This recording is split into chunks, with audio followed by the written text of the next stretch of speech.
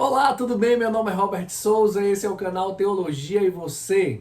E hoje nós iremos falar sobre quem são as duas testemunhas do Apocalipse. Você já ouviu falar sobre essas duas figuras enigmáticas, em que existem muitas teorias sobre, mas de fato é muito difícil dizer com exatidão quem são essas pessoas? Bom, então é sobre isso que nós queremos falar hoje, tá? Quem são as duas testemunhas do Apocalipse? Já veio logo, por favor, curte aí, tá? Compartilha e preste atenção. Olha, eu vou falar um pouco das teorias envolventes, né? Existentes sobre o tema. E por último, claro, eu vou colocar a que eu acredito, né? Então eu vou colocar que eu acredito, vou colocar ali um comentário. Então quem gostar ou achar que realmente faz sentido, comenta aí, tá bom? Então a gente continua o diálogo sobre isso. O texto é sobre Apocalipse 11, a partir do verso 3, que diz assim: Darei as minhas duas testemunhas que profetizem por 1260 dias, vestidas de pano de saco. São as duas oliveiras e os dois candeeiros que se acham em pé diante do Senhor da terra. Se alguém pretende causar-lhes dano, sai fogo da sua boca e devora os inimigos. Sim, se alguém pretender causar-lhes dano, certamente deve morrer. Elas têm autoridade para fechar o céu, para que não chova durante os dias em que profetizarem. Tem autoridade também sobre as águas para convertê-las em sangue, bem como para ferir a terra com toda sorte de flagelos, tantas vezes quanto quiserem. Então é sobre isso que nós queremos falar hoje. Quem são essas duas testemunhas? Olha, a primeira, a teoria e mais famosa se encontra nos dois grandes personagens proféticos, né? Tanto da tradição, a tradição bíblica no contexto geral, né? Principalmente judaico, que é Moisés e Elias. São vistos como grandes possibilidades devido ao poder testemunhal que essas duas figuras proféticas realizaram aqui na Terra, no seu período de existência, né? Sobre, por exemplo, transformar água em sangue, como nós lemos aqui. Moisés fez isso, né? Claro, sempre através da mão de Deus no processo, tá? Lá no capítulo 7, Moisés realiza esse grande milagre. Então as duas testemunhas também têm o poder de destruir pessoas com fogo do céu. Elias fez isso aí, que foi uma beleza, né? Transformou muita gente em churrasco, né? Então está lá em 2 Reis, capítulo 1. Também essa teoria ela tem grande força. Por quê? Porque no livro de Mateus também, na visão, aparece Moisés e Elias. E Pedro, né, tá ali meio deslumbrado com toda aquela questão da transfiguração e ainda oferece, né? Pergunta se quer que faça uma tenda sobre esses. Tá aí um texto bom também para um vídeo, né? Bem polêmico também esse texto. Então, além dessa transfiguração que está lá em Mateus 17, a tradição judaica espera que Moisés e Elias retornem também no futuro, tá bom? Então, Malaquias 4:5 fala disso, prever a vinda de Elias. E alguns dos judeus acreditam também que a promessa de Deus de levantar um profeta como Moisés, está lá em Deuteronômio 18:15. Tá? E aqui a gente entende da tradição, a gente entende que ninguém quer perder alguém que ama ou que foi uma grande referência, né? E, claro, a tradição judaica, elas acreditam sim no retorno de um grande líder, um sujeito como Moisés. Existe outra visão? Sim. Existe visões, por exemplo, como a visão de dois crentes desconhecidos. Tá? É possível também que Deus chame duas pessoas, que ele levante, dê poder, autoridade, né, sobre essa terra nos tempos finais. Não há nenhum problema quanto a isso. Por quê? Porque o Apocalipse, João, ele não, o irmão João aqui, a gente não sabe quem é esse João, mas ele não está preocupado em dizer o nome dessa pessoa. O nome dessas pessoas aqui não aparece no texto. Então, pode ser que sejam duas pessoas que tenham um espírito como o de Elias e de Moisés. Quando a gente fala o espírito, a gente fala sobre os dons, o carisma, né? A força como esses dois homens tiveram. E não propriamente uma ideia de um espírito encarnado. Por quê? Porque Moisés e Elias, No caso de Moisés, ele já morreu.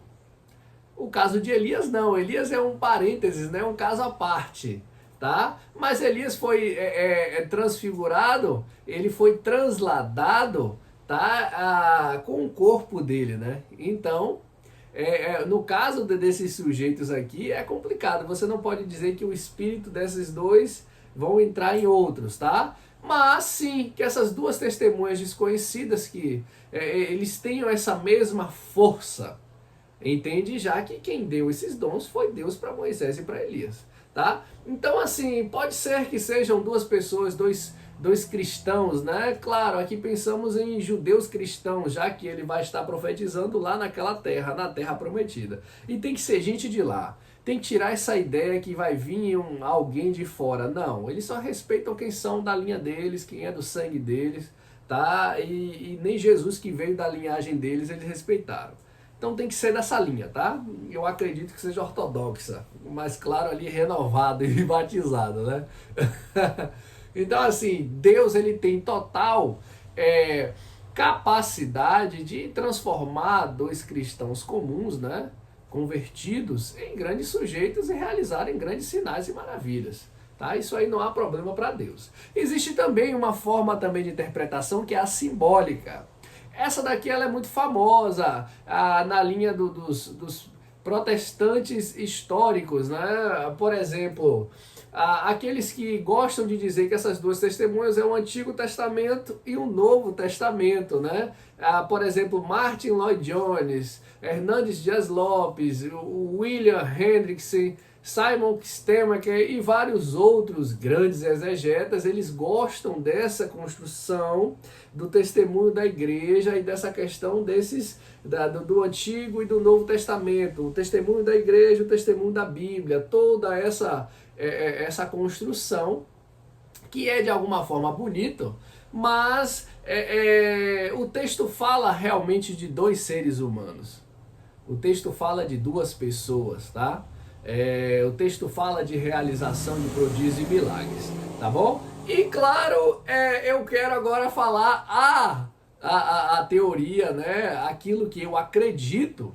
Eu acredito que seja Enoque e Elias. Por quê? Eu gosto mais dessa linha. Para mim, as duas testemunhas são Enoque e Elias. Por quê? Porque primeiro que são vistos como possíveis identidades, né, das duas testemunhas, que são os dois indivíduos que ainda não experimentaram a morte. A Bíblia diz que é ordenado ao homem morrer uma vez e depois segue-se o juízo. O caso de Enoque e Elias é diferente. Enoque e Elias, eles não passaram por esse processo. Enoque e Elias, a física quântica vai explicar um pouco mais sobre isso, a teoria da relatividade, tá? E isso a ciência já acredita, já concorda com essas questões. Então, o fato de que nem Enoque nem Elias morreram, parece de alguma forma capacitá-los para ser as duas testemunhas, né? É assim que muitos exegetas também colocam esse texto e, claro, né, existem os defensores, porque, como nós falamos em Hebreus 9:27, né, está ordenado ao homem morrer apenas uma vez. Eles não morreram ainda, tá? No caso de Moisés, ele já morreu. Então, Enoque, ele tem também uma grande respeito e autoridade na questão profética, tá? Ele é um grande personagem profético. Então, assim, não se deve também perder a importância dele, apesar que para nós cristãos, parece ser que Enoque não tem muito valor. Até os livros de Enoque a gente criminaliza, né? Sem o devido conhecimento sobre e de causa, tá? Mas o personagem Enoque, ele tem sim grande importância e respeito da cultura judaica, tá bom? Então, assim, claro, a partir disso, o que você defende, Robert? Olha, eu defendo sim, a partir da teoria de Einstein, que é uma teoria comprovada. Recentemente estava lendo até um artigo, né, científico da revista Unicinos, que é uma grande universidade brasileira também, e claro, né, com uma junção de vários professores, tá, e cientistas. São assuntos e construções científicas que vêm desde o período de Einstein. Einstein pesquisou alguém sobre essas questões também. Então existem muitas comprovações sobre isso a partir desses eventos científicos. Por quê? Vamos imaginar aqui agora. Elias e Enoque, Enoque andou com Deus, Deus amou ele e levou para si. Como foi que Deus levou? Enviou anjos, provavelmente uma carruagem de fogo como a de Elias. A gente compreende como uma carruagem de fogo, mas na construção, de repente, pode ser uma nave, pode ser algo que realmente abraçou eles e o levou na velocidade da luz. Por quê? Porque ele não pode ter envelhecido dentro desse processo. Einstein diz que se você, viajar na velocidade da luz, o tempo para você corre diferente do que o nosso tempo. O nosso tempo é o tempo do Cronos, onde o homem nasce, cresce, né, amadurece e depois morre. Esse é o tempo, o nosso, junto com a lei da gravidade, que ela nos faz envelhecer e todo um processo. Então o relógio que bate aqui na Terra não é o relógio que bate lá no céu. E o céu que eu falo aqui é a eternidade. Nós podemos conjecturar que Elias e Enoque está no terceiro céu aguardando a sua ordem de voltar, o tempo certo de voltar. Ah, tá errado isso, tem heresia nisso? Não. Se eles foram transladados na velocidade da luz, eles estão dentro daquele processo que está lá em 2 Pedro 3,8, que diz assim, olha, não se esqueçam disto, amados, que para o Senhor um dia é como 1000 anos, e 1000 anos como um dia. Segundo a viagem no tempo de Einstein, aqui a gente está falando de física quântica, e de, claro, outros doutores que falam sobre o assunto, se você hoje entrasse num foguete, numa nave, em algo, que viajasse a velocidade da luz e fosse, por exemplo, a uma estrela a 500 anos-luz daqui, e tanto é que eles colocaram até dentro desse artigo científico aqui, Betelgeuse, que se encontra a 500 anos-luz, e dentro dessa velocidade da luz. E no caso desse trâmite, olha, e a esse local, essa estrela, quando nós voltássemos, dentro desse período, voltaríamos em 3012. Agora imagine aí quantos anos se passaram de 2000, nós estamos em 2023, né? Para você viajar em 2023, para uma estrela, para um local e voltar em 3012. Quantos anos se passaram? Muitos, né? Mas a verdade é que o relógio, para quem está dentro dessa nave que está viajando à velocidade da luz, para a pessoa que foi lá, ela só envelheceu apenas 10 anos. Então imagine, gerações e gerações, décadas e décadas se passaram na Terra, todos os que você conhecia morreu, e você voltar apenas 10 anos mais velho e você está num futuro além do imaginável. Imagine sobre isso. Então assim nós podemos compreender que Enoque e Elias viajaram nessa velocidade da luz, se encontram ali no terceiro céu, em um ambiente onde está aguardando, onde um ambiente de eternidade, onde o tempo relativo, o Cronos, ele não envelhece, porque os anjos e Deus, eles vivem num ambiente de eternidade em eternidade, não tem a ver com o tempo, esse tempo que envelhece e limita a nossa vida aqui na Terra, tá? Então, imagine que para eles lá, estarem com Jesus, aguardando, né, a sua direção e o tempo certo, pode ser que se passou apenas um dia, pode ser que se passou alguns dias apenas. Entende? Então existe base para isso, sim, a ciência já fala sobre isso. E se a gente for realmente compreender como a Bíblia diz, se o homem tem que morrer uma vez ainda, eles precisam voltar para morrer e seguir-se o juízo também, né? O corpo tem que voltar com o corpo e tudo. Então a partir disso eu defendo sim que seja Enoque e Elias, tá bom? Então se você gostou dessa conexão aí da questão do tempo, espaço, do Cronos, né? Dessa questão da física quântica, e percebe que isso tem total relação com a viagem, a transladação, tá? O teletransporte de Enoque e Elias, e que voltarão num tempo futuro, já com o conhecimento de causa, né? Do que está acontecendo nessa Terra, que eu acho perfeitamente viável. Você lembra daquela passagem de Jesus, que quando os fariseus estão interrogando Jesus, e Jesus diz assim, olha, Abraão exultou quando soube o dia que eu viria à terra. E os fariseus pegam pedra para matá-lo, que eles ficam loucos com aquilo ali.